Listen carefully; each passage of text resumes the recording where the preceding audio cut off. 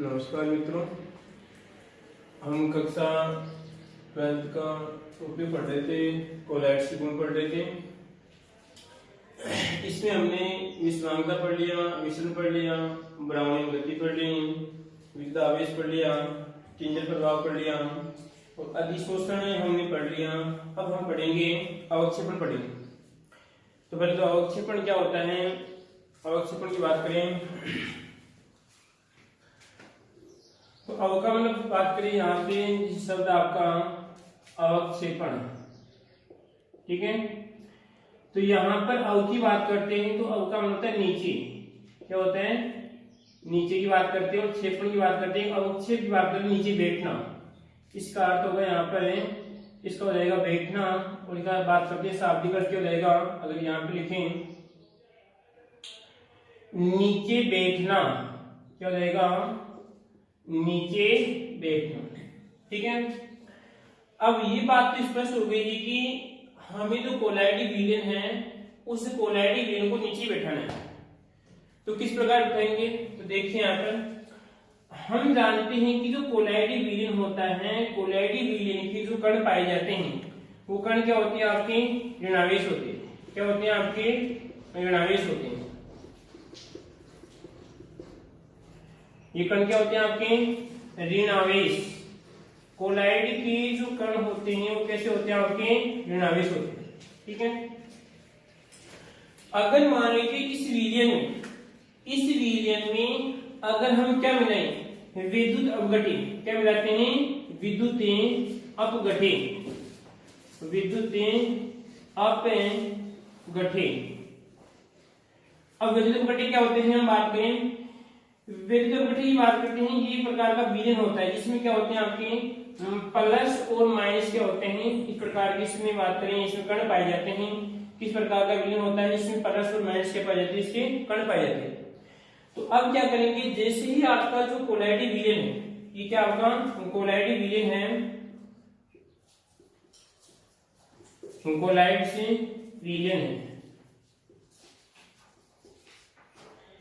इस कोलाइड्स विलयन में हम क्या मिलाते हैं, विद्युत अपघटे मिलाते हैं।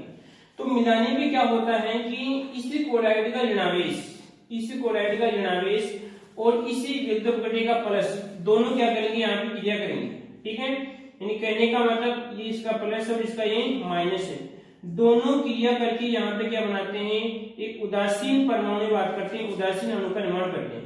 क्या करते हैं, उदासीन अणु का निर्माण करते हैं। यहाँ पर एक प्लस और ये माइनस, दोनों मिलकर उदासीन अणु का निर्माण करते हैं, ठीक है। तो अब क्या होगा, देखिए यहाँ पर कि पहले हम बात करते हैं कि जब हमने कोलाइड्स विलयन में विद्युत अपघटे को नहीं मिलाया था तो उसमें बात करते हैं कि केवल क्या था, इसमें ऋणावेश था। अब जैसे ही इसमें मैंने क्या मिलाया, इसमें हम बात करते हैं विद्युत अपघटे डालते हैं। क्या करते हैं, इसमें विद्युत अपघटे डालते हैं तो इस विद्युत अपघटे का प्लस इस बात करते हैं, इसे माइनस की क्रिया करके बनाता है आपका उदासीन अणु का निर्माण करते हैं, ठीक है। यह बात करें उदासीन परमाणु का निर्माण करते हैं, इसका निर्माण करते हैं, परमाणु का निर्माण करते हैं। तो यहाँ पे क्या होगा, ये दोनों क्रिया करने के बाद में क्या होगा कि उदासीन परमाणु इस बात करते हैं विलयन में पहले ऊपर था, अब क्या हो जाएगा, नीचे रहेगा इस प्रकार, ठीक है। और नीचे हम बात करते हैं, नीचे इस प्रकार अवक्षेप रूप में बैठ जाएगा, नीचे इस प्रकार क्या हो जाएगा, अवक्षेप रूप में बैठ जाएगा। आई बात समझ में, यहाँ पर आपका विलयन है और नीचे क्या हो जाएगा, आपका इस प्रकार अवक्षेप हो जाएगा। आई बात समझ में, फिर देखिए वापस से क्या बात करते हैं, जब कोलाइडी विलयन में विद्युत अपघटे मिलाते हैं तो विद्युत अपघटे मिलाने पे क्या हो जाता है, नीचे अवक्षेप के रूप में हम कुछ पदार्थ दिखाई देता है। तो अवक्षेप क्यों बना, अवक्षेप बनने का कारण है क्योंकि कोलाइडी विलयन की जो प्लस है वो आपकी जो आपका विद्युत अपघटे हैं, विद्युत अपघटे का प्लस कोलाइडी विलयन की माइनस की क्रिया करके क्या करता है, उदासीन अणु या परमाणु का निर्माण करता है। अब जैसे ही परमाणु उदासीन होता है तो क्या हो जाता है, आपका निष्क्रिय हो जाता है और निष्क्रिय होने के बाद में नीचे अवक्षेप रूप में बैठ जाता है। आई बात समझ में, कोई दिक्कत इसमें, किस प्रकार लिखेंगे इसमें कि जब कोलाइडी विलयन में विद्युत अपघटे मिलाते हैं तो कोलाइडी विलयन अवक्षेप के रूप में नीचे बैठ जाते हैं। ठीक है, कोई दिक्कत इसमें, कोई समस्या? ठीक है, तो ये तो थे हमारे किसके कोलाइड्स की गुण थी। कोई दिक्कत यहाँ पे, कोई समस्या होता है आप कमेंट बॉक्स में लिख सकते हैं। ठीक है,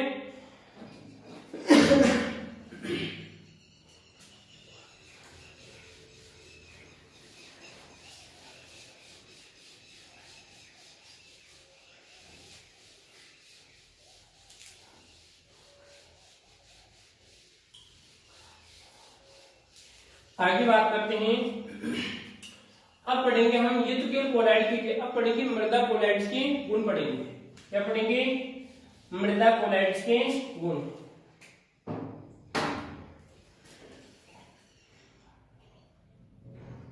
मृदा कोलाइड से, मृदा कोलाइड से के गुण, प्रॉपर्टी ऑफ सोइल कोलाइड्स।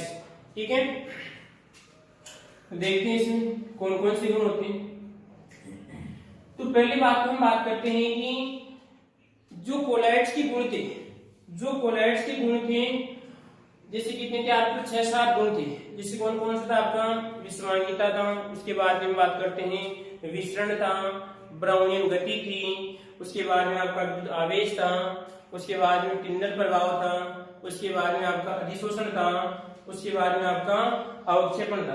तो ये गुण तो मृदा कोलाइड्स की पाए जाते हैं। जो 7 गुण है वो तो ही, इसके अलावा जो गुण पाए जाते हैं कौन कौन से होते हैं? जैसे बात करते हैं, एक गुण तो होता है आपका सहसंजन। क्या होता है आपका? सहसंजन। सहसंजन की बात करते हैं। ठीक है, और एक बात करते हैं सहसंजन व आसंजन।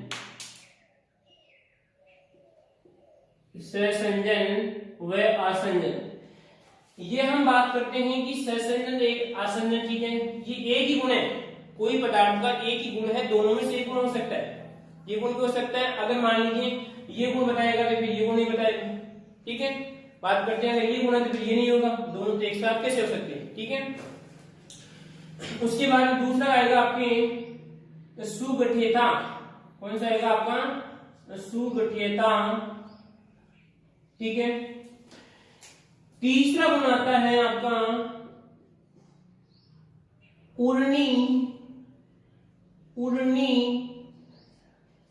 पिंडन, उर्नी पिंडन व विउर्नी पिंडन। उर्नी पिंडन। ठीक है, सो यहां पे ये आएगा आपका।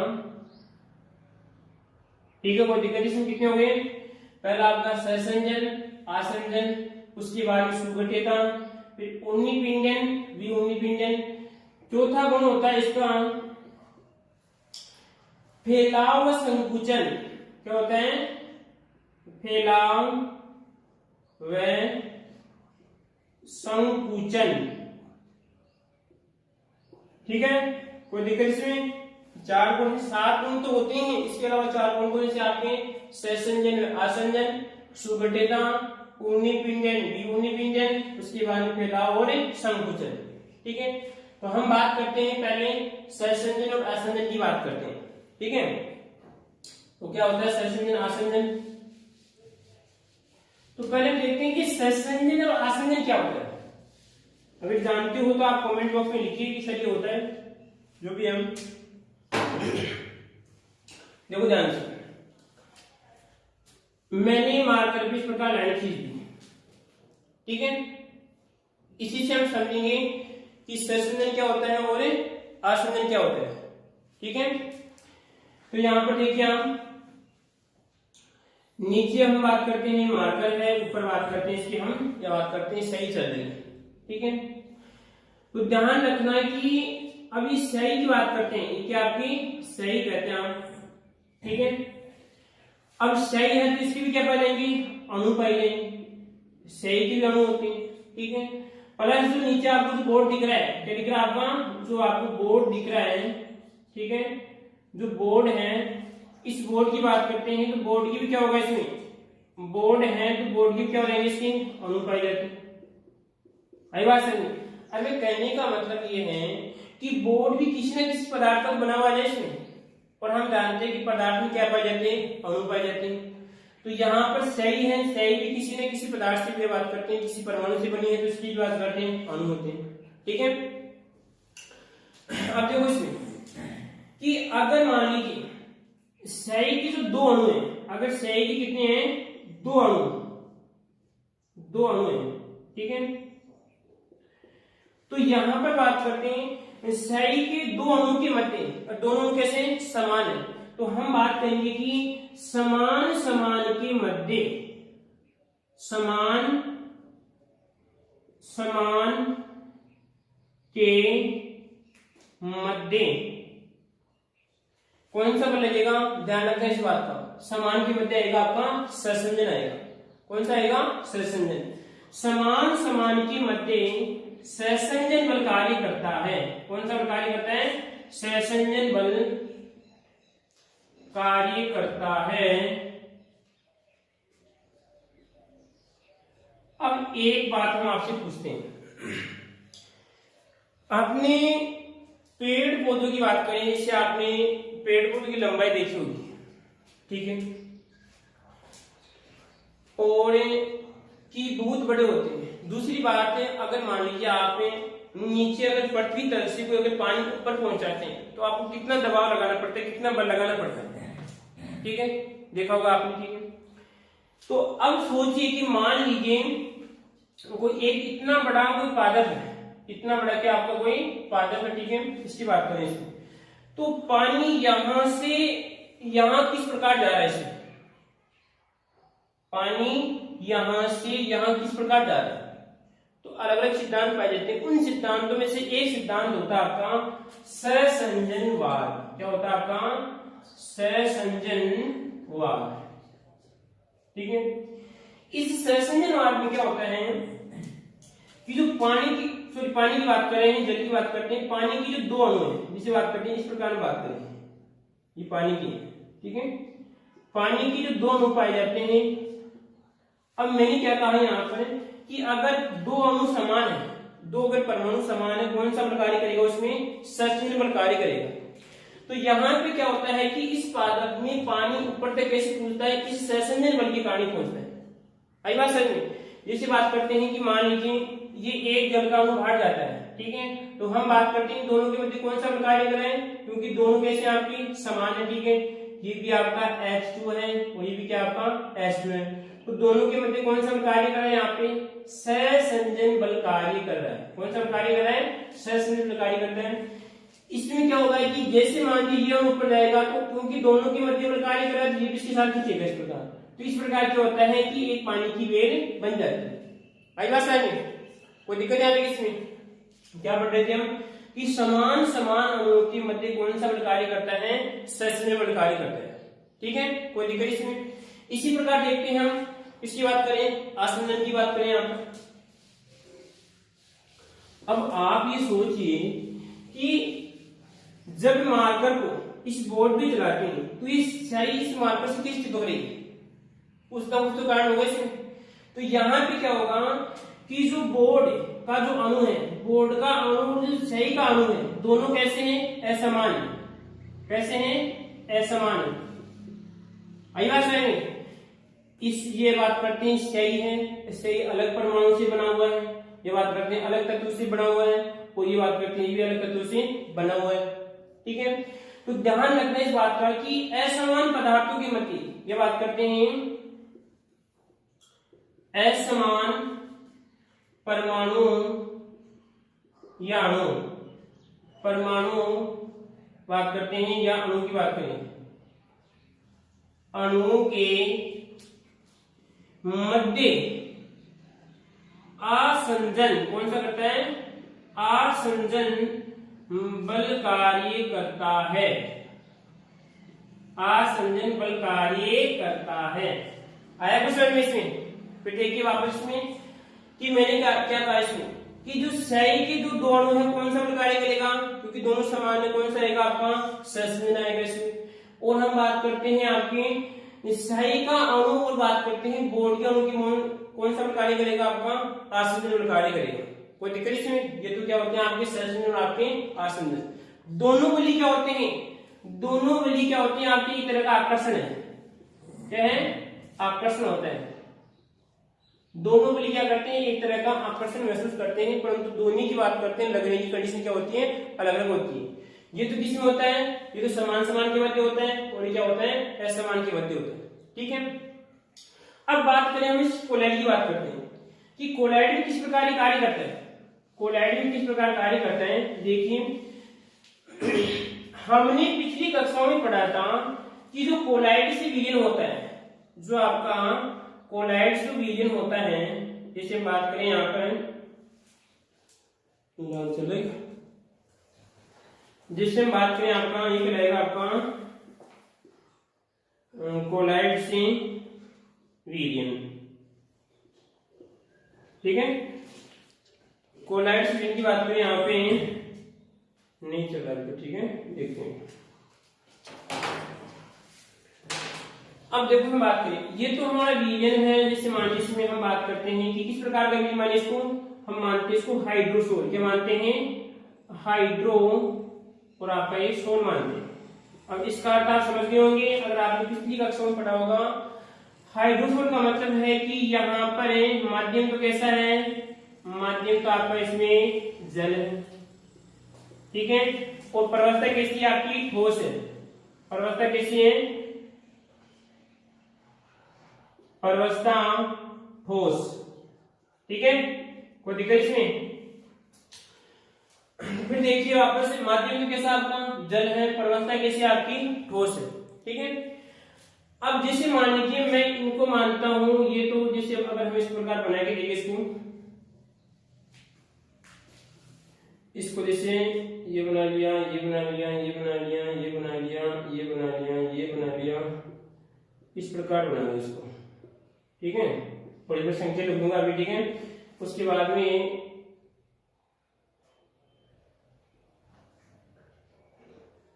इस प्रकार आपको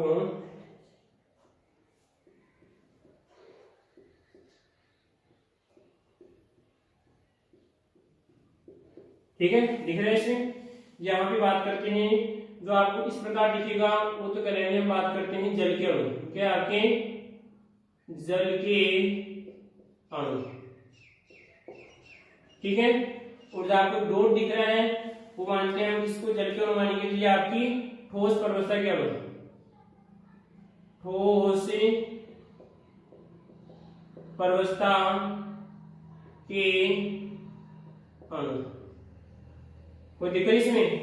ये तो किसके आपके? अगर जो आपको दिख रहा है ये तो जल के अणु। किसके अणु आपकी? इसको क्या मान सकता हूं मैं? H2 मान सकता हूं। जल के अणु है जो आपकी बात करते हैं इसकी आपकी प्रवस्था के अणु। अब देखो इसमें ध्यान से कि यहां पर हम बात करें कि ये आपकी किसकी है? जल है, आपका ये ठोस है।